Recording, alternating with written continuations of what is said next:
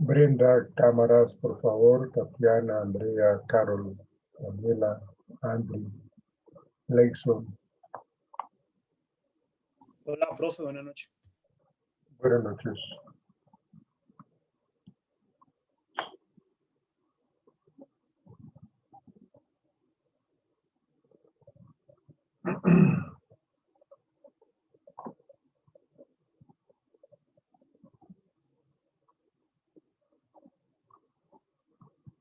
Bien, para todos los asistentes a estos salones virtuales, pues, les saludo y les doy la bienvenida a esta nueva sesión para abordar una serie de casos clínicos que me parece muy interesante que los veamos aterrizados en una terapia cognitivo-conductual.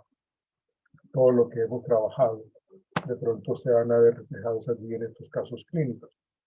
De tal manera que vamos a prestar bastante atención porque así como se está aclarando y socializando y mostrando esos casos, pues también quiero que lo hagamos cuando tengamos el parcial, el examen final, que lo comenzaríamos nosotros el lunes y si es necesario lo terminamos el martes, con estos 2 días que lo trabajaríamos así.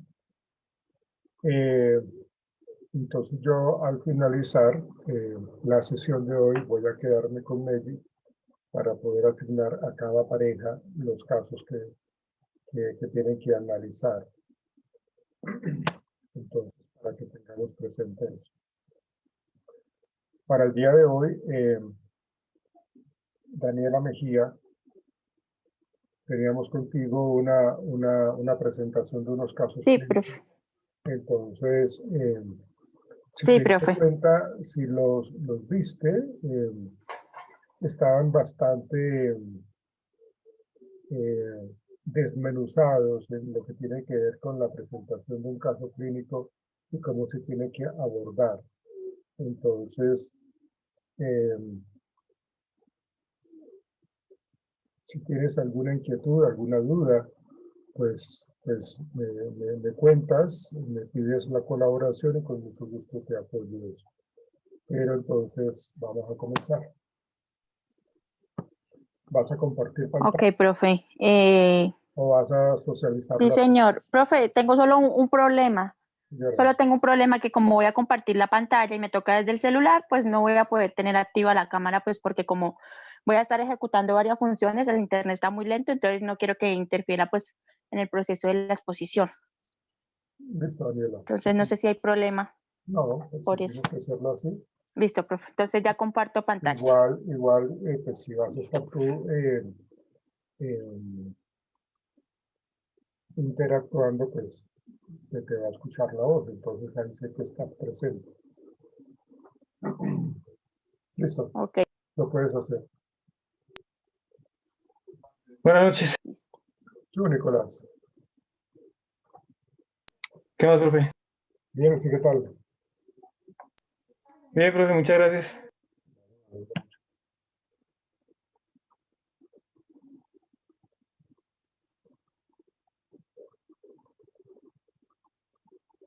Ahí están viendo, profe, compañeros. Sí, estamos viendo, sí. Vale. Yo lo voy a voltear aquí. ¿Dónde estás?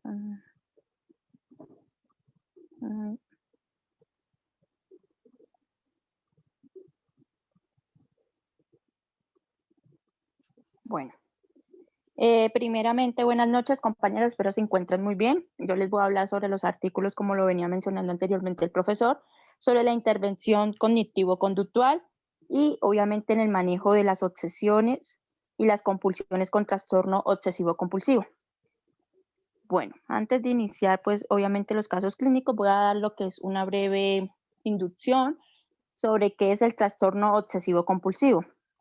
Es un trastorno de ansiedad caracterizado por pensamientos no deseados, ideas e imágenes que evocan ansiedad, ante lo que el sujeto presenta pues cierta resistencia y cuya ansiedad urge también pues reducir a través de algún tipo de conducta ritual. En algunas enfermedades como el trastorno obsesivo compulsivo, como lo decían ahí en el artículo, no se manifiestan por medio de la interpretación del mundo alrededor, sino de la persona, mediante interpretaciones que nacen de la mente del sujeto en sí. Uno de los síntomas o la sintomatología que maneja este trastorno es que habitualmente la expresión clínica del TOC en los niños es similar a los adultos, si bien existen algunas particularidades, por ejemplo, aunque los niños y los adolescentes con trastorno obsesivo compulsivo representan un grupo heterogéneo con una amplia gama de manifestaciones clínicas, tanto al inicio como en el curso de la enfermedad. Esto puede que no perciban subjetivamente los síntomas como excesivos o irracionales o extraños, sino que pueden resaltar esa personalidad egocentrismo, ya que su nivel de desarrollo cognitivo, pues obviamente no se lo permite. También pude pues consultar y averiguar que en el diagnóstico en niños y adolescentes pues requieren de una flexibilidad, tanto mayor cuanto menor la edad del sujeto. Son menos frecuentes los síntomas, menos intensos y duraderos, también son vividos obviamente y molestos, fáciles de rechazar e interfieren menos en la vida. Bueno, esto tiene unas fases también que se derivan de 4. El primero es el comportamiento.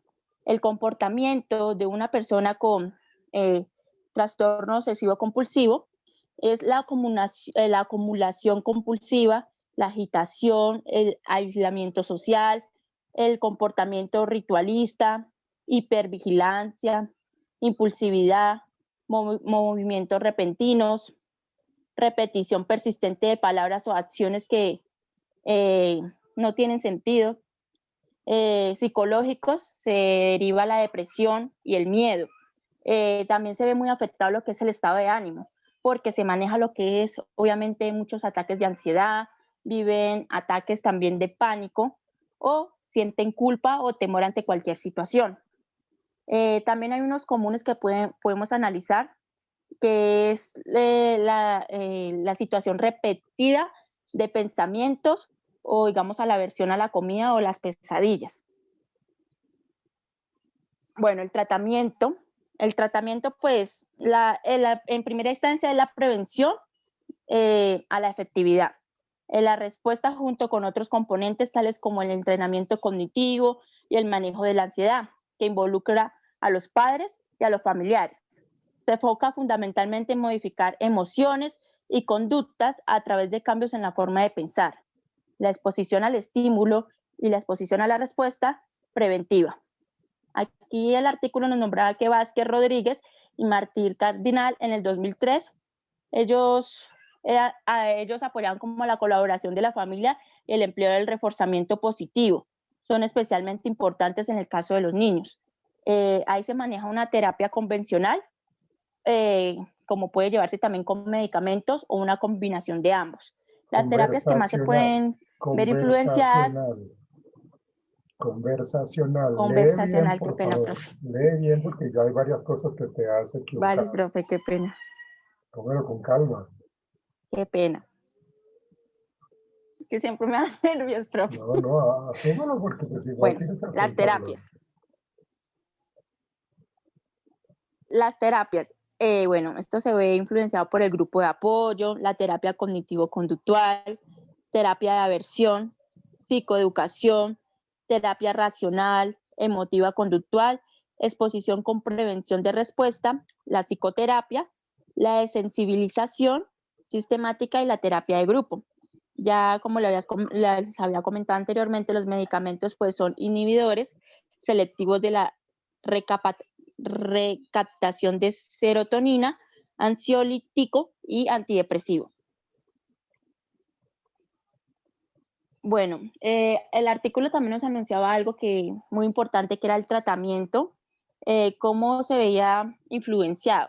Es un anunciado, sí, sencillo, pero siempre se ve expuesto como a la prevención de las respuestas, y en muchas ocasiones se puede hacer de forma simple, inmediata y rápida, pero como se puede apreciar en estos ejemplos anteriores, para otros casos es preciso que el psicólogo posea obviamente una gran experiencia y habilidad para poder realizarlo con éxito.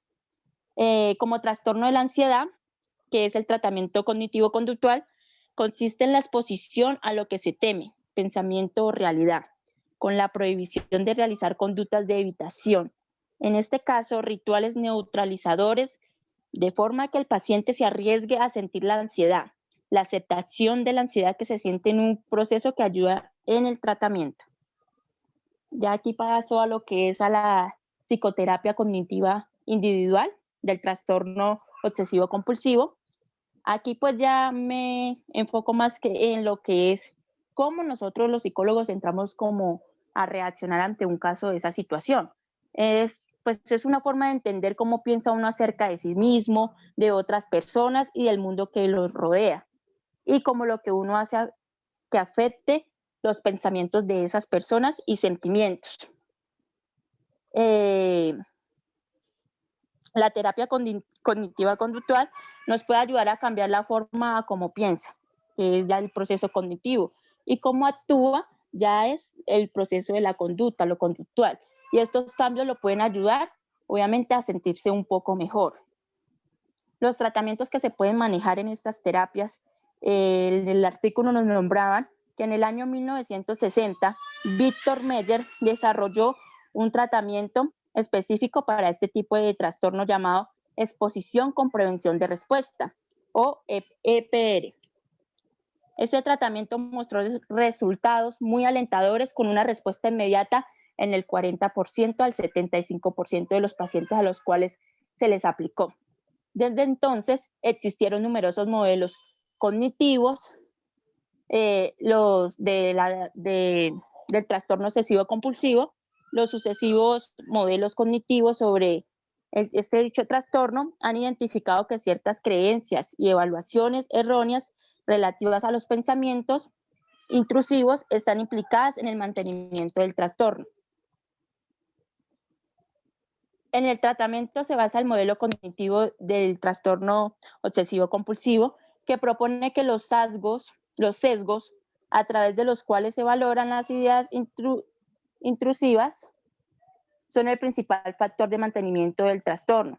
Las intervenciones que él se derivan incluyeron psicoeducación y técnicas cognitivas para flexibilizar esos sesgos. Bueno, aquí también en este artículo nos nombraban unos casos muy particulares. El primero, que es la intervención cognitiva conductual. Aquí nos hablaban de las compulsiones y los lavados en una niña de trastorno obsesivo compulsivo. Cuando nos nombraban en la descripción del caso, identificando obviamente el paciente, haciendo como es el informe como tal de la paciente. Aquí nos decían que la paciente era una niña de 10 años, se llamaba Laura, cursaba el grado 4º de educación primaria. Ella vivía con sus padres y una hermana de 9 meses. Ella pues estaba recibiendo un tratamiento psicológico, obviamente, pero no psiquiátrico, no presentaba tampoco antecedentes familiares de dicho trastorno mental en su familia. El parto de la madre fueron normales, pues para que no desencadenara dicho trastorno. Presentaba un buen funcionamiento escolar y social. Sus calificaciones, su rendimiento escolar eran muy buenos. Y ella siempre dedicaba su tiempo como a jugar con sus muñecas y a cuidar de su hermana. Y le gustaba mucho escuchar música. Ellos consultan, el motivo de la consulta de ella es porque porque ella venía presentando a menudo conductas compulsivas. Entonces provocaban escenas en las cuales ella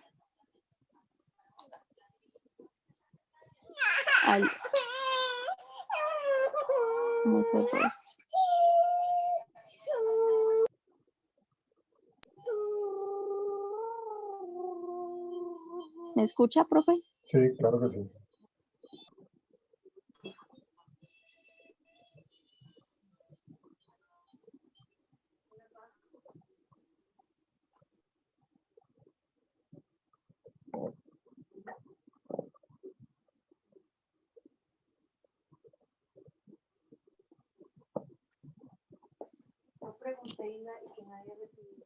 Bueno, profe, entonces como venía diciendo, qué pena.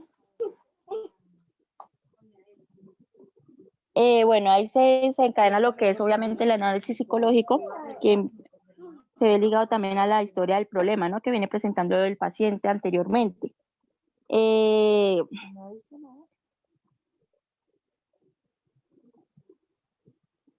Bueno, aquí en sí como tal en el artículo, ella mostraba eso porque ella le daba mucha ansiedad mantener sucia. A ella siempre le gustaba mantener todo ordenado, todo limpio. Andar con un paño en el cual ella le permitiera lo que tocara, lo podía limpiar hasta 10 veces. Ese es lo que desencadenó obviamente cierto comportamiento para que ella empezara a acudir a lo que era a una terapia psicológica. Ya entrando a lo que es la evaluación del caso, que es la primera fase de la evaluación, obviamente se entra a indagar a lo que es a los padres, a entrevistarlos y a la niña por separado, para escuchar obviamente las versiones diferentes y ver qué es lo que está realmente sucediendo. Aquí se realiza lo que es la entrevista para los trastornos de ansiedad en niños según el DSM-5. Se recogió de forma detallada toda la información del paciente, permitiendo obviamente así poder iniciar el análisis fundamental de la conducta problema. En la segunda fase ya se entra a evaluar lo que... Análisis funcional, no fundamental. Análisis funcional. Funcional, profe. Bueno, ya en la segunda fase se entra a intervenir lo que es la evaluación y se usan unas técnicas. Como primera técnica está el registro de observación y autorregistro antes, durante y después de la intervención. Obviamente, en el que se van a registrar las frecuencias de las compulsiones, de lavado y el grado de ansiedad que la generaba antes de realizar cierto ritual. Con estos, obviamente, se iba a pretender realizar una evaluación continua de todo proceso de evaluación, observación, obviamente complementados, tanto como los padres de la niña, como por ella misma en su ambiente natural. A ella se entra a indagar lo que es la escala obsesivo-compulsivo para niños de Yale-Brown, que obviamente se constituye por un instrumento adecuado para evaluar la severidad del TOC mediante una entrevista clínica, obviamente semiestructurada, aplicada al paciente y después a sus padres. Estudia obsesiones y compulsiones. El tiempo empleado, la interferencia, el malestar, la resistencia y el control es muy útil para evaluar los resultados que en esta escala se pueden obtener. Son 5 índices de gravedad del trastorno, que se dividen en subclínico, leve, moderado, severo y extremo. Y Laura en esta situación obtuvo una puntuación que la situaba entre el límite superior del moderado y el límite inferior del severo. Ahí ya entramos a ver lo que son las propiedades psicométricas de esta prueba. Son satisfactorias para evaluar la gravedad de los síntomas de los niños con TOC, mostrando consistencia interna de 0,81 y 0,87 y una validez concurrente de 0,62. Profe, ahí sí yo me confundí un poco, no sé si me puedas explicar. Sigue, yo intervengo lo que es esa escala. Ok.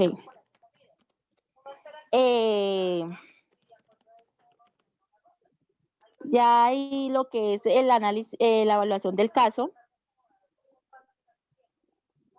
se entra también a la explicación teórica de la génesis y el mantenimiento del trastorno. Está obviamente fundamentada en base teórica de la PR, explicada por Mowat en su teoría de los dos factores. Según en la primera fase, existe un condicionamiento clásico de los miedos obsesivos en los que los objetos neutrales adquieren la habilidad de producir malestar, debido a que se asocian con una experiencia de miedo y ansiedad, a través de su relación con su estímulo de aversión que produce malestar. En la segunda fase de mantenimiento, se produce un reforzamiento negativo de la conducta que reduce la ansiedad, provocada por los miedos obsesivos, y por lo tanto se incrementa en la probabilidad de volver a repetir en un futuro. Esto obviamente nos explica la dificultad de distinguir la respuesta de ansiedad condicionadas clásicamente, ya que la propia conducta de escape, evitación, al reducir obviamente esa ansiedad, se refuerza y impide la exposición a las situaciones temidas, dificultando el proceso normal de extinción, quedando condicionada a los estímulos evocadores de la ansiedad.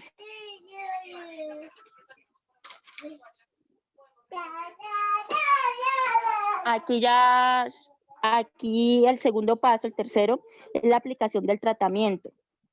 ¿Qué se va a lograr con el tratamiento? ¿Cuáles son sus objetivos?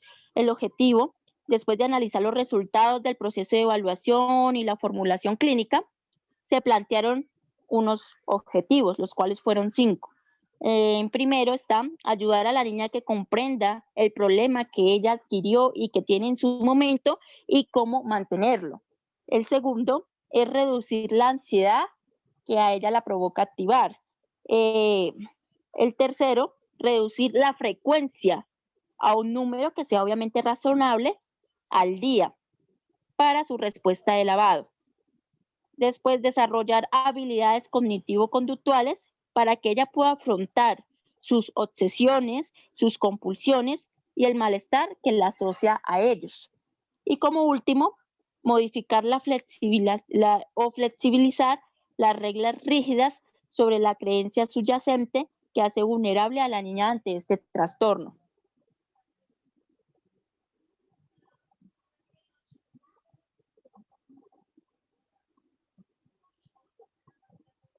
Ya, profe, eso fue lo...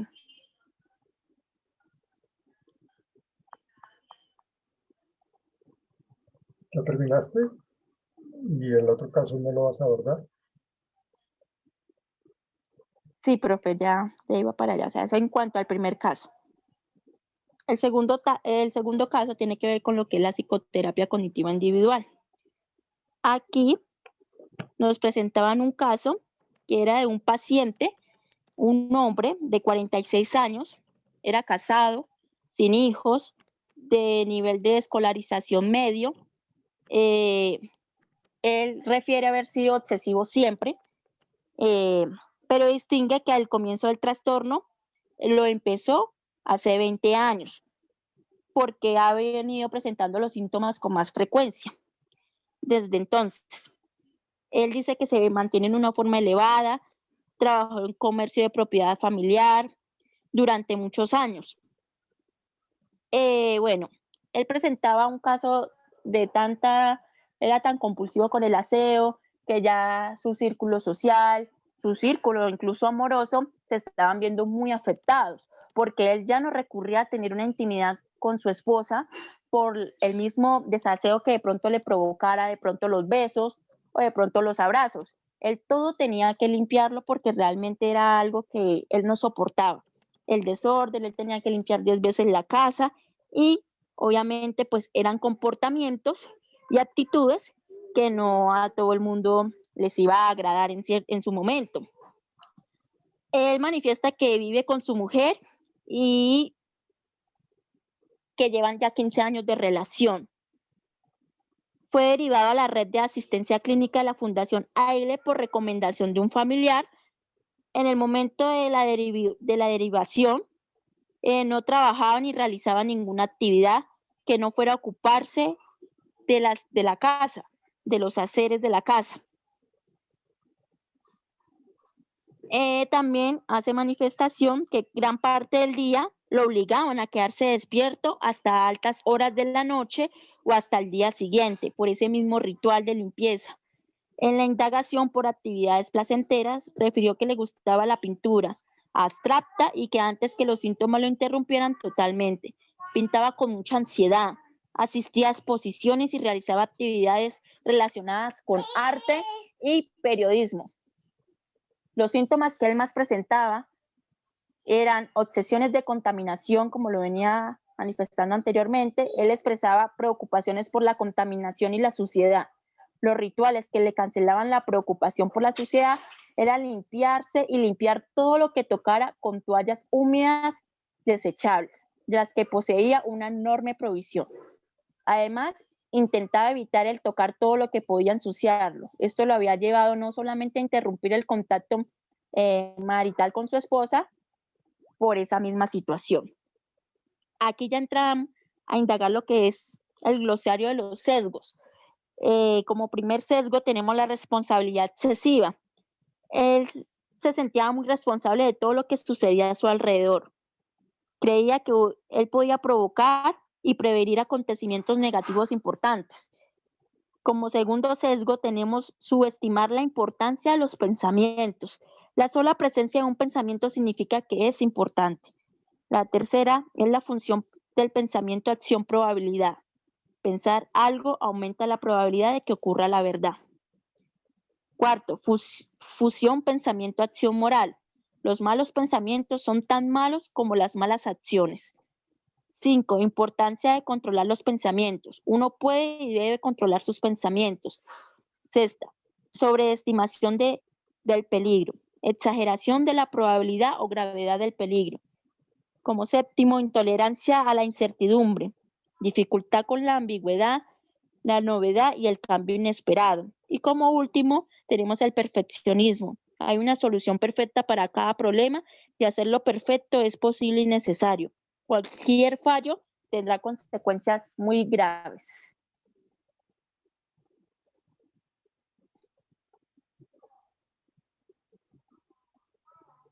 Ahí ya entramos también con los objetivos del tratamiento.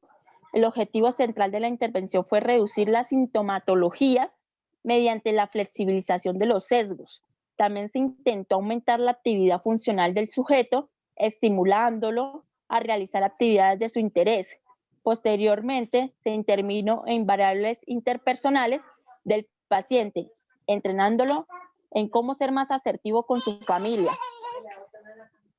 Aquí el instrumento de evaluación que se utilizó es, antes de comenzar el tratamiento, se administró una batería de instrumentos para mensurar el grado de ansiedad del TOP, el contenido de sus obsesiones, los sesgos más sobresalientes, la personalidad general, la ansiedad, la depresión, el malestar psicológico.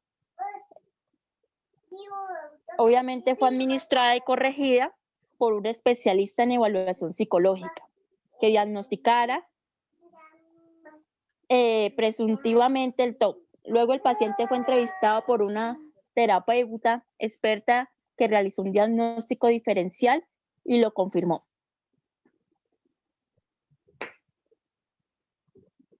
Bueno, acá vamos a lo que son las escalas. Tenemos la escala de obsesiones y compulsiones, como lo había nombrado anteriormente. Mide la intensidad de las obsesiones, las compulsiones y los subtipos del TOP. La escala se compone de 16 ítems, tipo Likert, de 0 a 4. El puntaje máximo es de 40 puntos y la gradación entre la intensidad es de malestar subclínico, de 0 a 7, leve de 8 a 15 y moderado de 16 a 23, grave de 24 a 31 y muy grave de 31 a 40. Inventario obsesivo compulsivo de Clark Beck. Ese consta de 25 ítems que evalúan la frecuencia y la gravedad de los síntomas obsesivo-compulsivos, incluyendo elementos de investigación reciente referidas al trastorno, como puede ser la conciencia de enfermedad o los intentos de control. La escala fue desarrollada por Clark y se utilizó la versión española de Beck.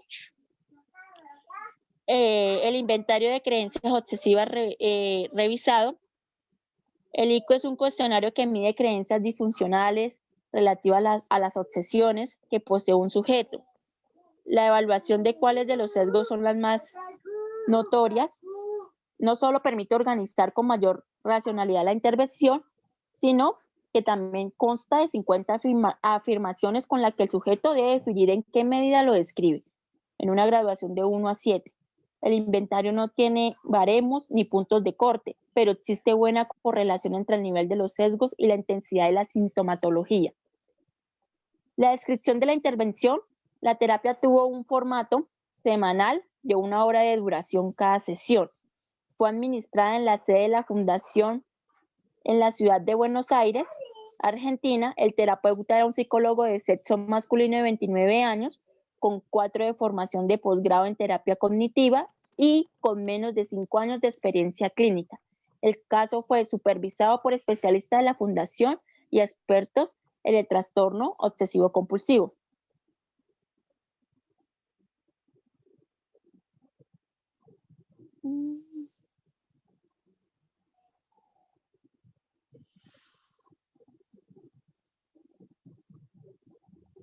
Profe, yo creo que ahí yo ¿Hasta ahí? acabé como tal. Ok. Sí, profe. Retira tu presentación, por favor. Listo, profe. La retiro.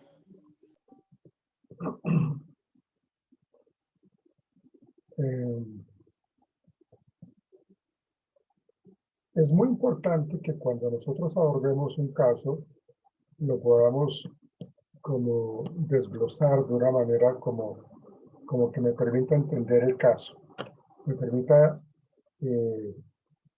como determinar un poco pues como el motivo de la consulta, como la historia del problema, los métodos de evaluación, los objetivos del tratamiento, el tratamiento en sí y los resultados, para que las cosas que uno vaya a entender en cualquier caso clínico, pues sea mucho más fácil para poder asumir un posible tratamiento. Entonces sí hay que tener mucho cuidado con eso, ¿sí? Es importante, aunque tú lo hiciste, Daniela, tú lo que hiciste fue pues hablar un poco del TOC, pero pues quedaste también un poco corta en este trastorno obsesivo compulsivo, y es importante conocerlo, es importante tener un conocimiento mucho más cercano a la realidad con respecto a lo que es ese TOC. Ustedes saben, bueno, supongo yo, ¿no? Que ustedes ya vieron en 2 asignaturas el trastorno, perdón, el comportamiento anormal, creo que ustedes ya la vieron. ¿Sí? ¿Ya la vieron? ¿Comportamiento anormal? Sí, señor. Y ahorita estaban viendo psicopatología. Antes de mi clase ustedes estaban en psicopatología, ¿cierto? ¿O no? Sí, profe. Sí, señor. Sí, profe. Exactamente. Entonces, deben ustedes conocer pues todo lo que hace referencia a lo que es el trastorno obsesivo compulsivo, sus características y lo que lo identifican. De alguna otra manera tenemos que entender eso para poder comprender cuando un paciente tiene que ir al médico porque está con una serie de componentes negativos en lo que tiene que ver con esta enfermedad. Tú mencionabas algo, Daniela, lo mencionaste como un trastorno mental, y la verdad un trastorno obsesivo compulsivo no es un trastorno mental. Un trastorno obsesivo compulsivo tiene que ver más con un trastorno de comportamiento, ¿sí? No se le puede asociar con un trastorno o dentro de las líneas de los trastornos mentales porque no tiene ningún componente biológico, neurológico que esté arraigado allí. Entonces hay que lograr diferenciar y hacer ese logro diferenciar de lo que es un trastorno mental y un trastorno comportamental. Y en este caso, pues el trastorno obsesivo compulsivo está más ligado a un trastorno del comportamiento que le genera una calidad de vida supremamente trágica, supremamente difícil, y eso es cierto, ¿sí? Pero cabe entonces que en esta terapia cognitivo-conductual se le puede ayudar a la persona que asiste a consulta para poder brindarle como las herramientas necesarias para asumir una nueva etapa de su vida. Entonces, si nosotros hablamos del trastorno obsesivo compulsivo, tenemos que decir que se caracteriza por un patrón de pensamientos y miedos pues no deseados, ¿no? Si estamos hablando de los pensamientos, estamos hablando de las obsesiones, que provocan a veces comportamientos repetitivos que se llaman compulsiones. Hay que entender de que en el trastorno obsesivo compulsivo hay tres clases de obsesivos compulsivos. Uno es el lavador, otro es el chequeador y otro es el rumiador. Seguramente ustedes lo han escuchado, ¿cierto? Ustedes conocían esa diferenciación de lo que es un trastorno, o bueno, de las diferentes formas de calificar el trastorno obsesivo compulsivo. ¿Lo conocían? ¿Me dicen, por favor? ¿No lo conocía? No, profe, no recuerdo. Sí, estoy haciendo referencia a que cuando hablamos nosotros del trastorno obsesivo compulsivo, hay que dividirlo para poder trabajar procesos terapéuticos, hay que dividirlo en trastorno obsesivo lavador, trastorno obsesivo chequeador y trastorno obsesivo por rumiaciones. ¿Los conocían o los conocen? No, profe, no.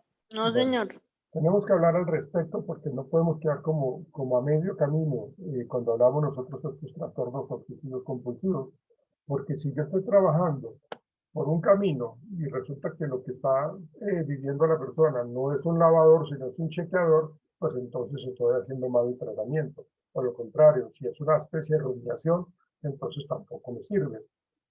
Y le estoy haciendo perder tiempo al paciente, le estoy confundiendo, le estoy gastando el dinero que aporta o que paga en la consulta y no es la idea. Ahora que regresemos del primer corte, vamos a hablar del trastorno obsesivo compulsivo, de sus diferentes formas de analizar. Ya nos vemos ahorita, muchachos.